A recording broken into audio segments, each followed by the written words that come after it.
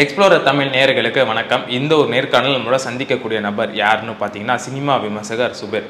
வணக்கம் சார். வணக்கம் மகாராஜன். நேற்று சோஷியல் மீடியாவில் ஒரு மீம் ஒன்று பார்த்தோம் கூட சொல்லலாம். அந்த ஒரு மீமில் வந்து விஜய் சேதுபதி வந்து அயலாம் நல்லா இருக்குதுன்றானுங்க, கேப்டன் மில்லர் சூப்பராக இருக்குதுன்றானுங்க, நான் ஒரு படத்தை ரிலீஸ் பண்ணியிருக்கேன், எவனாவது ஏதாவது பேசுகிறானுங்களா பாரு அப்படின்ற மாதிரி ஒரு மீம் ஒன்று வந்துச்சு.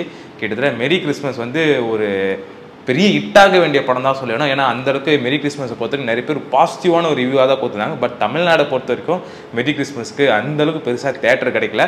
பார்த்தா அது நம்ம ஊர் ஆடியன்ஸை பற்றி நல்லாவே தெரியும். ஒரு பக்கம் குடும்பங்கள் கொண்டாடும் வெற்றி சொல்லி அயலான்னு போயிட்டாங்க, இன்னொரு பக்கம் ரத்தம் தெறிக்க புல்லட் தெறிக்க கேப்டன் மில்லர் சொல்லிட்டு அந்த பக்கம் போயிட்டாங்க. ஆனால் லாஸ்ட்டு மெரி கிறிஸ்மஸை கோட்டை விட்டாங்க தான் சொல்லணும். பட் இந்தியில் அந்த ஒரு படம் வந்து இப்போ ரொம்ப சூப்பராகவே போயிட்டு இருக்குது. ஸோ இந்த ஒரு நிலைமை விஜய் சேதுபதிக்கு ஏன் தமிழ் மார்க்கெட்டில் நடந்திருக்கு கூட நீங்கள் ஏன் நடந்திருக்கு நீங்கள் பார்க்குறீங்க? இல்லை, முதல்ல இப்போ ஒரு பக்கம் அயலான்னு ஒரு பக்கம் கேப்டன் மில்லர்னு போட்டு மெரி கிறிஸ்மஸை விட்டுட்டீங்கன்னு சொன்னால் கூட மிஷன் ஒரு படம் வந்துச்சு.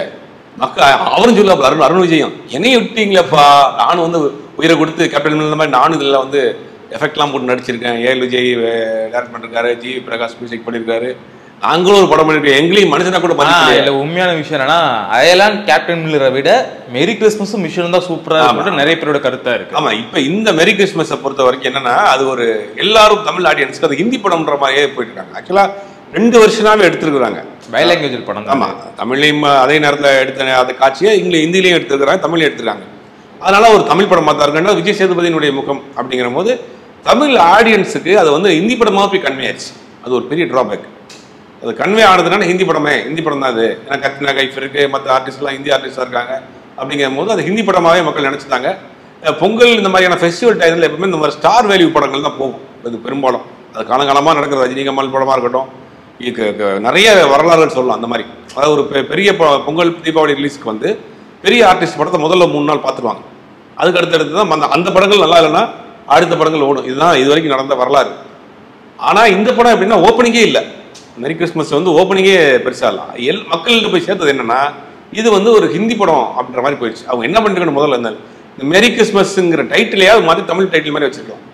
ப்ரொமோஷன் வந்து பெருசா தமிழ்ல பண்ணல அவங்க. அது ஒரு பெரிய டிராபேக். ஒரு 2-3 ப்ரெஸ் மீட்ஸ் மட்டும் தான் பண்ணாங்க. ஆமா, இந்த படத்துல இருந்து ஆரம்பத்துல இந்த டீசர் ரிலீஸ் பண்ணிருக்கணும், ஏதாவது போஸ்ட் ரிலீஸ் பண்ணிருக்கணும், ஒரு டைட்டில் ரிலீஸ் பண்ணிருக்கணும், ரெண்டாவது அங்கங்க ஈவெண்ட் ஏதாவது நடத்திருக்கணும், ஆடியோ லான்ச் நடத்திருக்கணும். இந்த மாதிரி படத்தை பத்தின ஒரு ஹைப் கொடுத்துட்டே இருக்கணும். அதாவது வேன்ல ரெண்டு செல்ஃபி போட்டிருக்கணும். இதெல்லாம் பண்ணியிருந்தா தான் அந்த படத்தோடைய ஹைப்ல ஒரு போக்கில் ஒருத்தரை தாக்கிட்டு போயிட்டீங்க.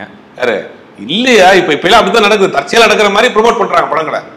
இப்ப என்ன பண்றாங்க, படத்தை தற்செயலா அந்த படத்துல இருந்து லீக் ஆயிடுச்சு, இந்த படத்துல இருந்து அவருடைய கெட்டப் லீக் ஆயிடுச்சுன்னு அவங்களே சொல்றாங்க. ஆனா கொடுக்குறது அவங்க தான் கொடுக்குறாங்க.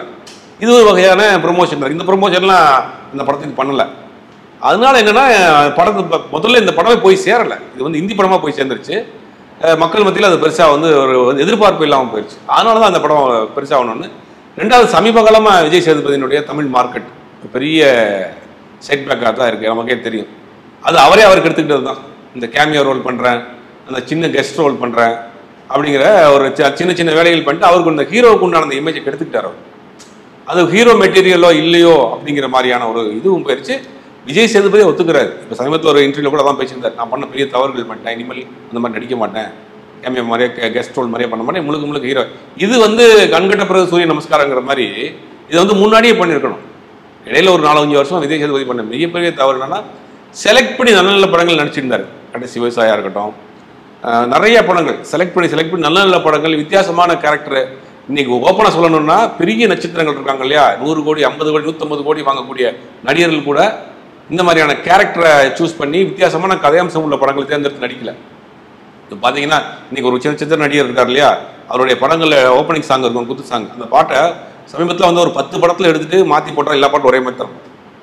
அதே மாதிரி குரூப்பில் இருக்குல்ல ஆடிக்கிட்டே இருப்பார்.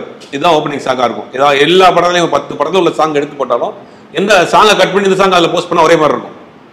அதே மாதிரி இன்னொரு நடிகர் இருக்கா, வெளிநாட்டில் போயிட்டு அந்த மாதிரி தான் எடுத்துட்டு இருக்காங்க. இந்த மாதிரி ஒரு படம் எந்த கெட்டப் சேஞ்சோ கதையில் வித்தியாசமாக பண்ணுறதில்ல. ஆனால் விஜய் சேதுபதி ரிஸ்க் எடுத்தார். ஒரு நல்ல ஒரு கதையை ஆண்டவன் கட்டளையும் ஒரு படம் எடுக்கிறாரு.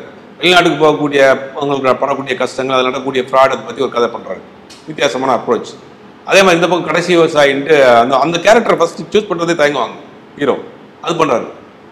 இந்த மாதிரி வித்தியாசமான படங்கள் பண்ணக்கூடிய நல்லா வந்துட்டு இருந்தார்.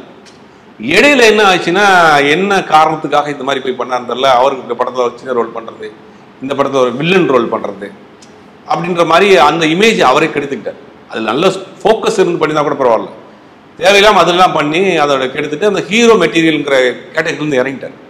அதுவே தமிழில் ஒரு பெரிய டிராபேக் ஆரம்பிச்சு. அந்த நேரத்தில் ஹிந்திங்கிற ஒரு படத்துலேருந்து வர்றப்ப டோட்டலாக அது ரெண்டும் சேர்ந்து அந்த படத்தை அடித்து காலி பண்ணிடுச்சு. சொல்ல போனால் அந்த படம் நல்லா இருக்குன்ற மாதிரி தானே டாக், ஓரளவுக்கு நல்லாவே பண்ணியிருக்கிறாங்க அப்படின்ற மாதிரி தான் டாக் வருது.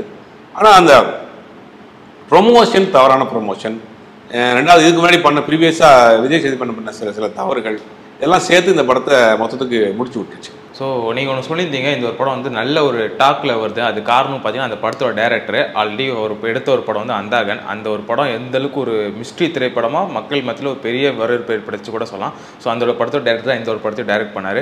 பட் இந்த அளவுக்கு ஒரு வெற்றி கூட்டணி இருந்தும் தமிழில் இந்த ஒரு படத்துக்கு சரியாக ப்ரொமோஷன்ஸ் அமையலை. ஏன் பண்ணலை நீங்கள் நினைக்கிறீங்க? இல்லை, அவங்க பெருசாக தமிழில் ஃபோக்கஸ் பண்ணல, தமிழ் மார்க்கெட் அவங்க பெருசாக நினைக்கல. ஆக்சுவலாக அந்த டேரக்டர் அவர் பேர் ஸ்ரீராம். அவர் ஆக்சுவலாக தமிழ்நாட்டை சேர்ந்தவர் தான். அவர் பாம்பேல செட்டில் ஆனவர், தமிழ்நாட்டை சேர்ந்தவர் தான். அவர் தான் அந்த படம் அந்தாகன் பண்ணார். நிறைய படங்கள் தமிழ் ஹிந்தியில் பண்ணியிருக்காரு. அப்படிங்கும் போது இவரை வச்சு அந்த படம் பண்ணுறாரு. தமிழில் வந்து அவங்க பெருசாக கான்சன்ட்ரேஷன் பண்ணிக்கலாம், அதான் உண்மை. தமிழில் சிறப்பு கவனம் எடுத்துக்கல, ஏதோ ரிலீஸ் பண்ணுவோம், ஓடுறளவுக்கு ஓடட்டும் அப்படிங்கிற மாதிரி. ஹிந்தியில் இப்படி தான் மல்டிப்ளெக்ஸ் வந்து ஓவராலாக அவங்க ஃபுல் பண்ணியிருப்பாங்க. பட் ஒரே டைமில் ரிலீஸ் பண்ணோம், தமிழில் தேட்டர் கிடைக்கலாலும் பரவாயில்ல, நம்ம பொங்கலுக்கு இதே டைமோட ரிலீஸ் பண்ணலாம் சொன்ன ஒரு ப்ரெஷர்னால தான் பண்ணியிருப்பாங்களா? இல்லை, அப்படின்னா அதுக்கு முன்னாடி ப்ரொமோஷன்ஸ்லாம் ஆரம்பிச்சிருக்கணும் இல்லையா? ஒன்றுமே நடக்கலையா? கத்ரினா கைஃபும் அவங்க வந்து ஒரே ஒரு ப்ரெஸ் மீட் கொடுத்துறது தான் அந்த படத்துக்கு அதிகபட்சமான ப்ரொமோஷன். அதுதான். மற்றபடி செய்திகள் அப்பப்போ வருமே ஒழிய படத்தை பற்றின வேறு எந்த இதுவுமே இல்லை. அதாவது இதை வந்து அவங்க பெருசாக தமிழை கவனம் செலுத்தல.